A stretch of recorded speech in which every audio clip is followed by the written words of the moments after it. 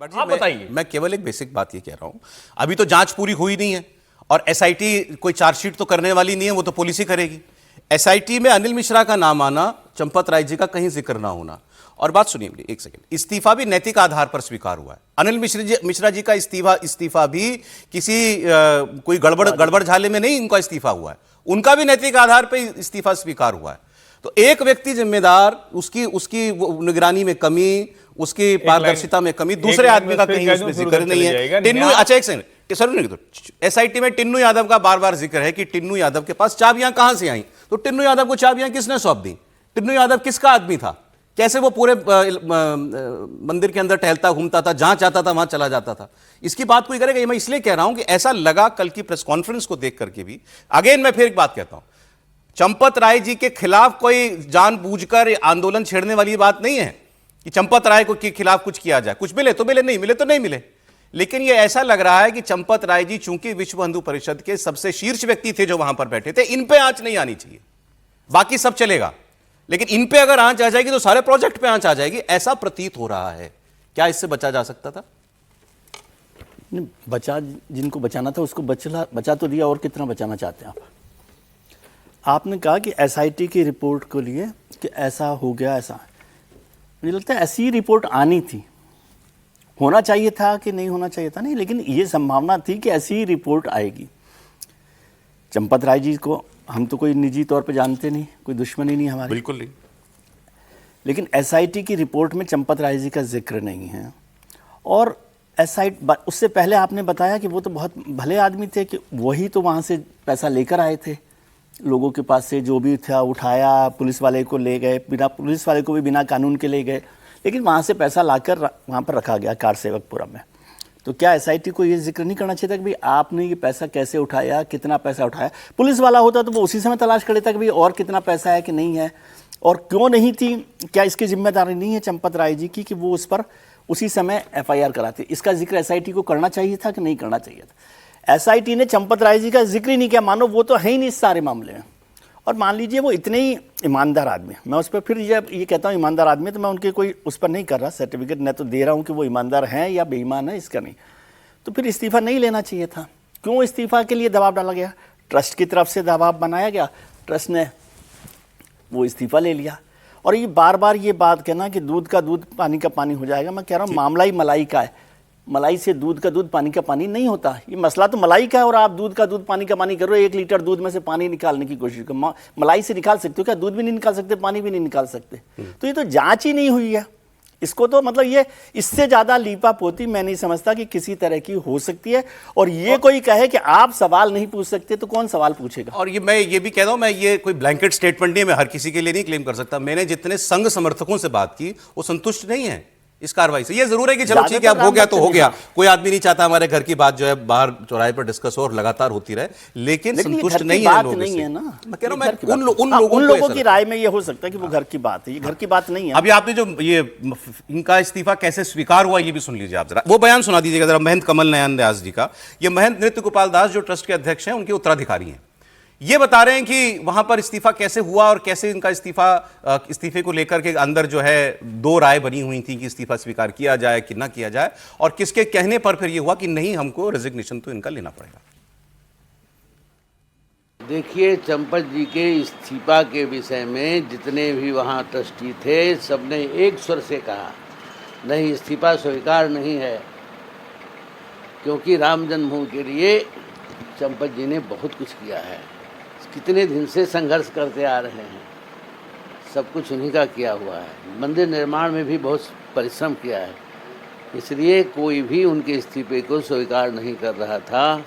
लेकिन राम मंदिर के ट्रस्टी चेन्नई वाले पारासरन जी ने कहा जैसा नियम है, ट्रस्टी के इस्तीफा आने के बाद स्वीकार करने की कोई आवश्यकता नहीं होती है, अपने आप स्वीकार हो जाता है। इसलिए तत्काल में निर्माण कार्य के भाग को कार्य की व्यवस्था के लिए कृष्ण मोहन जी को पदभार दे दिया गया। वो कह रहे हैं कि कोई ट्रस्टी लेना नहीं चाहता था उनका इस्तीफा चंपत राय जी का। एक पराशरन जी ने कहा कि नहीं, इस्तीफा स्वीकार करने की नौबत ही नहीं है, दे दिया तो दे दिया, मैटर एंड्स हियर, नहीं तो इस्तीफा भी स्वीकार नहीं होता कल। जी अब उन्होंने बता दिया कि ट्रस्ट का कोई सदस्य इस्तीफा स्वीकार करने को तैयार नहीं था। थोड़ी इतनी तो शर्म रखते कि कह देते कि ट्रस्ट ने सबने एक राय बनाकर इस्तीफा स्वीकार करने को कहा। इतना मामला बढ़ने के बाद भी अगर ट्रस्ट के सदस्य इस्तीफा देने को तैयार नहीं थे तो, और वैसे भी कल 2 घंटे बैठक के पहले महंत नृत्य गोपाल दास जो अध्यक्ष है, वो जब बैठक के लिए जा रहे थे तो उनसे कहा गया कि भाई साहब सबकी तो भावनाएं आहत हो गई, सबने पत्र लिख दिया है, आप तक आपकी भावनाएं आहत नहीं हुई है। तो उन्होंने कहा ठीक है 2 घंटे पहले मैं भी पत्र जारी कर देता हूँ बैठक में जाने के पहले। तो बैठक में 2 घंटे पहले उनकी भावना आहत हो गई, उन्होंने चिट्ठी जारी कर दी कि मेरी भी भावना आहत हुई है। उसके बाद वो बैठक के अंदर गए और बैठक में जाके क्या किया, चंपत राय का इस्तीफा हुआ, एक को कार्यवाहक ट्रस्टी बना दिया कुछ दिनों के लिए। अब कार्यवाहक है, वो परमानेंट नहीं है, कुछ दिन वो काम संभालेंगे। कौन ट्रस्टी आएगा, कब बनेगा, इसका भी कोई तय नहीं है। और उसके बाद क्या इस ट्रस्ट ने कोई निंदा प्रस्ताव पास किया? इतना बड़ा राम जन्मभूमि पर हुआ, एक निंदा प्रस्ताव पास करते हैं कि जो भी हुआ है उसकी हम निंदा करते हैं। आप किसी का नाम नहीं लेते, किसी व्यक्ति के खिलाफ निंदा प्रस्ताव नहीं करते, पूरे मामले को लेकर एक निंदा प्रस्ताव पास ये कहा कल प्रेस कॉन्फ्रेंस में गोविंद गिरिधर महाराज कि लज्जाजनक है जो नहीं, तो प्रस्ताव पास करना चाहिए था ना। एक प्रस्ताव आप पास करते अंदर कि इतनी बड़ी घटना घट गई, इसके लेकर हम शर्मिंदा, और एक निंदा प्रस्ताव पास करते हैं कि इतने व्यवस्था होने के बाद भी ये चोरी हुई। क्या ट्रस्ट के सभी सदस्यों ने मिलकर इस बात की मांग की कि इसकी सीबीआई जांच होना चाहिए?